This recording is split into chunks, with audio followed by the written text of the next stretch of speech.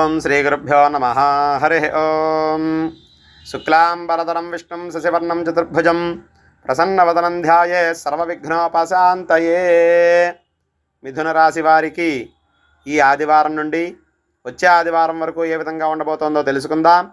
ముందుగా మీ జన్మ నక్షత్రం మృగశిర 3-4 పాదాలు కానీ, ఆరుద్ర 1, 2, 3, 4 పాదాలు కానీ, పునర్వసు 1, 2, 3 పాదాలు అయినట్లయితే మీ జన్మరాశి మిథున రాశి అవుతుంది. ఈ రాశి వారికి ఈ వారం మీరు చేపట్టిన ప్రతి పనిలో కూడా సకాలంలో పూర్తి చేయగలుగుతారు.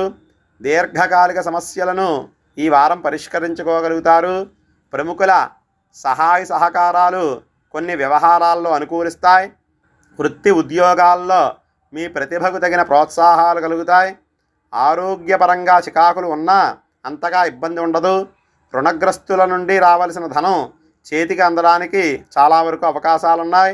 మొండి బాకీలు కూడా తీర్చగలుగుతారు. స్థిరాస్తి కొనుగోలుకు ప్రయత్నాలు ఫలిస్తాయి. వృత్తి వ్యాపారాల్లో లాభాలను అందుకుంటారు.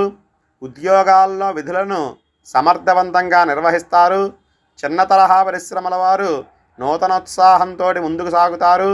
వారం చివరన ధన విషయంలో కాస్త జాగ్రత్తగా ఉండవలసిన అవసరం ఉంది. స్వల్ప వివాదాలు కూడా ఉండడానికి చాలా వరకు అవకాశాలు ఉన్నాయి. ఇంకా ఈ మిథున రాశి వారికి అనుకూలంగా ఉండాలి అనుకుంటే విష్ణుమూర్తిని ఆరాధన చేయడం వల్ల కొంతవరకు శుభ ఫలితాలను పొందుతారు. స్వస్తి.